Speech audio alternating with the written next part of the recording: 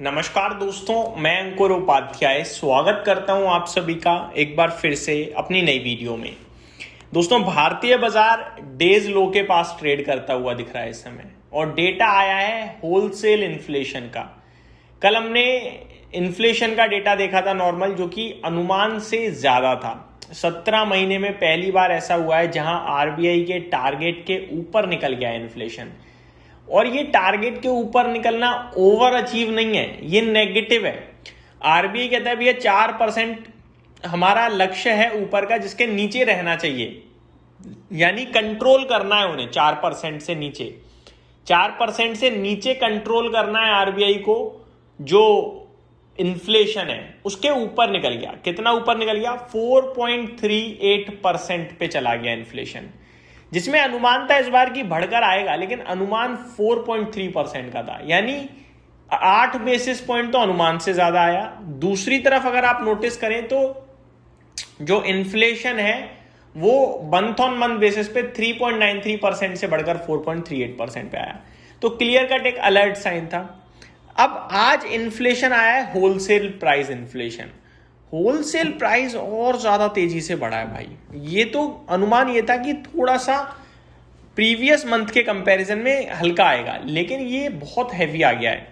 9.38% से बढ़कर 9.87% पे होलसेल इन्फ्लेशन डेटा आया है, जिसमें अनुमान 9.2% का था। तो बहुत ही हैवी डेटा हो गया। अगर आप देखें तो अनुमान से काफी ज्यादा है ये, तो मतलब 67 बेसिस पॉइंट अनुमान से ज्यादा महंगाई हो गई है होलसेल पे।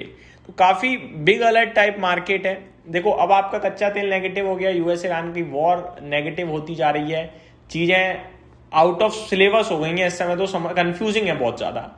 ऊपर से कल आपका नॉर्मल इन्फ्लेशन अनुमान से ज्यादा और आज होलसेल इन्फ्लेशन की मार। अब ये सारे नेगेटिव ट्रिगर बन गए। इसी के चलते अगर आप देखें तो बाजार भी डेज लो पे 24,000 की तरफ तेजी से बढ़ रहा है। अभी 24,038 पे डेज लो पे ट्रेड करता हुआ दिख रहा है यहाँ पे, अगर मैं भारतीय मार्केट की बात करूं आप सभी के साथ। तो अब सवाल ये उठता है कि क्या करें क्या ना करें।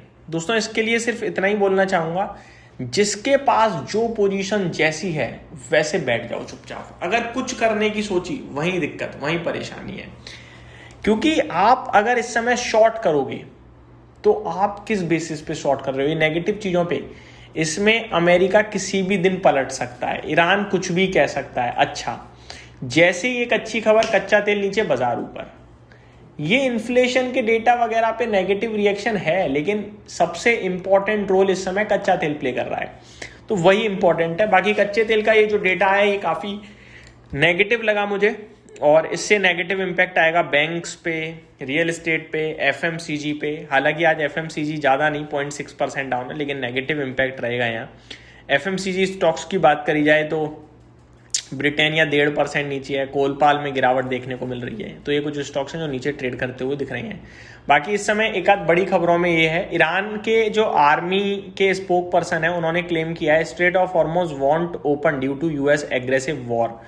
तो अब हॉर्मुज ओपन नहीं होगा क्योंकि यूएस का एग्रेशन और यूएस की जो वॉर चल रही है उसकी वजह से। और यूएस की माने तो वो कह रहे हैं कि भैया स्ट्रेट ऑफ हॉर्मुज ओपन है। अब बताओ क्या करें क्या माने। दूसरी तरफ कुछ अपडेट आ रही है टाटा मोटर पैसेंजर व्हीकल से, जहां पे अपडेट है JLR will offer access to more than 1 million chargers in Europe. ठीक है, अच्छी अपडेट है। लैंडमार्क कार्स के लिए अपडेट आई है। Company achieves Q1 sales with Q1 FY27 revenue up 22.47% YOY to ₹1733 crore from 1415 crore. तो 1415 करोड़ से 1733 करोड़ की सेल हो गई है Q1 में। व्हीकल्स में जो बढ़त देखने को मिली है वो है ये अच्छी खासी 24% की, और growth in after sales revenue देखी जाए तो 14% की है। तो ये अपडेट आते हुए दिख रही है लैंडमार्क कार्स के लिए। अपडेट और भी हैं कुछ, जैसे कि धामपुर बायो ऑर्गेनिक्स, इस कंपनी के नतीजे आए हैं। मुनाफा आया है लॉस से, 19 करोड़ के घाटे से 38 करोड़ का मुनाफा है, बढ़िया। और रेवेन्यू 790 करोड़ से 940 करोड़, ये भी बहुत अच्छा है। आगे मैं आप सभी के साथ बात करूं, नेटको फार्मा के लिए अपडेट है। Acquires extra 13.25% stake in Adcock Ingram Holdings. ये अपडेट आते हुए दिख रही है। करनेक्स माइक्रो के लिए अपडेट है, 100 करोड़ का इन्हें कॉन्ट्रैक्ट मिला है, अच्छी अपडेट बोलूंगा मैं इसे। एनबीसीसी के लिए एक अपडेट है, 500 करोड़ का ऑर्डर इन्होंने जीता है, एक सिक्योर करा है, तो अच्छी अपडेट बोलूंगा मैं। मध्य भारत एग्रो प्रोडक्ट, इस कंपनी के नतीजे आते हुए दिखे हैं, मुनाफा 28 करोड़ से 33 करोड़, मार्जिन 13.9% से 15.8%, एबिटा 57 करोड़ से 65.9 करोड़ और रेवेन्यू 410 करोड़ से 416 करोड़। तो ये कुछ फ्रेश अपडेट इस समय आते हुए दिख रही हैं बाजार 24,050 पे। उम्मीद करता हूँ जानकारी पसंद आई होगी। Thank you so much for watching this video. Have a great day guys.